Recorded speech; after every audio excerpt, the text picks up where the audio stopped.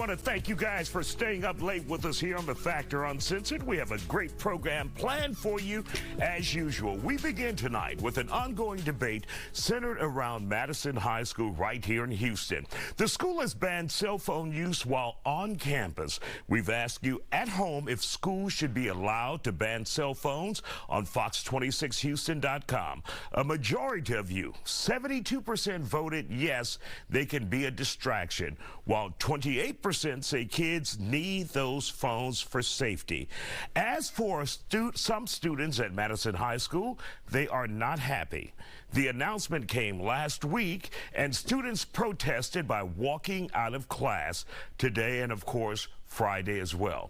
School administrators say the ban is a reaction to several fights on campus related to cell phone usage.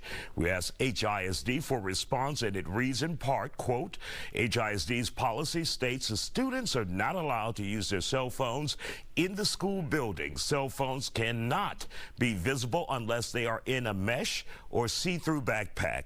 Phones are to be kept in a backpack or turned into the school once a student enters the building or at the start of the first period. If approved by the division superintendent, high school students may use a cell phone in the cafeteria or eating area at lunch only. Students at Madison High School must turn their phones in when they arrive at school. Phones are then returned to them at the last period.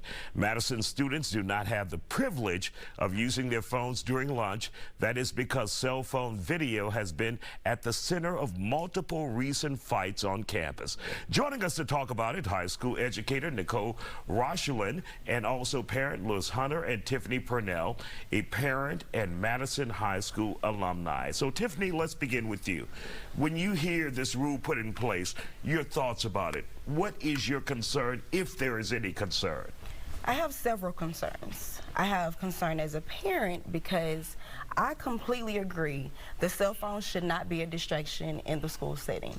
It should not become a distraction or not be used in the setting where it is a distraction. However, coming from a high school that I'm notified of a lockdown after the lockdown has taken place, and there's no clear plan in place of how they're collecting these cell phones, how they're storing them, how they're distributing them, it's like, well, what truly is going on?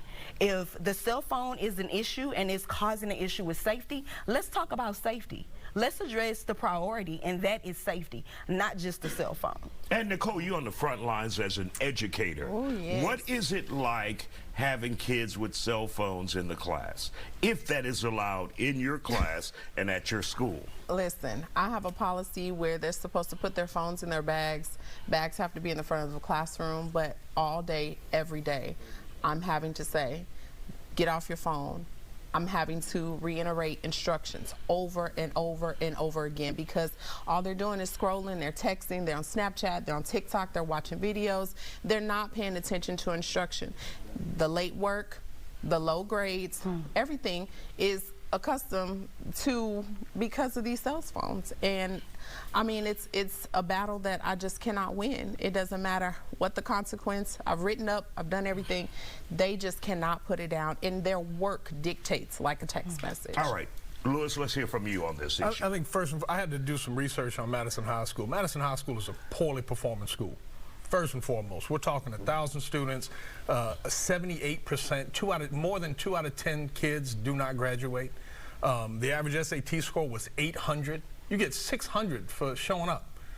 So first, we're talking about an underperforming school. We're talking, this has been wrapped in safety. Let's be real, all right? Kids are on TikTok, Snapchat, and Instagram. That's what they're doing. They're not talking to their mother or their father, giving them updates as to the daily safety plan, but it's being wrapped in safety. And the bigger question is, what do you do if there's a shooter? What are you going to do if your kid calls you and says, hey, somebody's shooting at the school? What are you going to tell them? Do you want your kid to call you if somebody shoots at the school? So I think that teachers are being handcuffed into allowing kids to do whatever they want to do.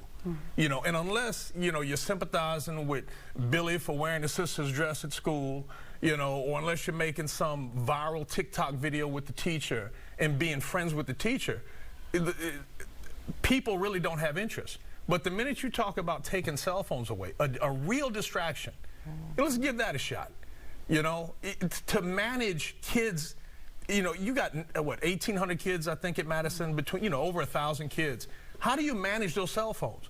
You know, when can the teacher teach if she's having to manage who has their cell phone out and why? The individual responses. Oh, well, I got to call my mother because she's got to pick my brother up. Oh, I got to call my dad because of this. How does the teacher manage that? The simple answer is to either ban cell phones or jam them such that they can't be used in the school. All right, Nicole, let's hear from you. When you hear, I'm sorry, Tiffany, when we hear from Nicole, the teacher, saying it's difficult to teach in the classroom if they have those phones that you want your child to have, what would you say to that? So when I was in school, and Nicole and I talked a little bit offline about this, when it came where I was using a cell phone, that my cell phone was taken from me, and then I had to pay to get my cell phone back. And for me, it's like there has to be another way to manage this. And if it's okay, you put your phone in a pouch and you have your phone throughout the day, and there's a magnetic something that at the end of the day it allows you to have access to your phone, or if there's a true emergency you're able to have access to your phone, then let's do that. But don't let me hear about what's going on at my child's school from the news. I should be able to hear that from the principal, and that is my frustration as a parent. I heard about the lockout or the lockdown from the news, not from my kid. I got a call after the fact, after it all was said and done. And there's so many things that are going on in different environments, not just the school, where it's a concern of safety. And coming from a parent that's had to experience, oh, there's a shooting outside, yeah, I want to know what's going on with my kid. And I think I have a right to know that. All right, Nicole, let's go ahead. You want to say something? I'm a parent too. My son is a high schooler. 9 times out of 10, I'm not going to text my son in the middle of the day. I know what time he goes to lunch. So yes, I might say whatever I need to say during that time, but for the most part, a lot of times it's my mom that's texting me. It's such and such is texting me. I mean, it's such a huge distraction. And then when you get the parent involved, the parent really doesn't help you out. They make excuses for their child as to why it's so important, but then it's my fault when I fail your child. And so there's no real structure, there's really no balance. And I think that it's not just a school thing, it's also what a parent needs to implement to their child at home. Let me find out. If it was my kid, let me mess around and find out. Your teacher then called and told me that you got that phone out instead of doing your work and your grades are trash. We're going to have a whole problem. Matter of fact, you won't even have one. And then we're talking about a school that has qualified teachers. You know, I think what I read was that the average teacher has 11 years of experience.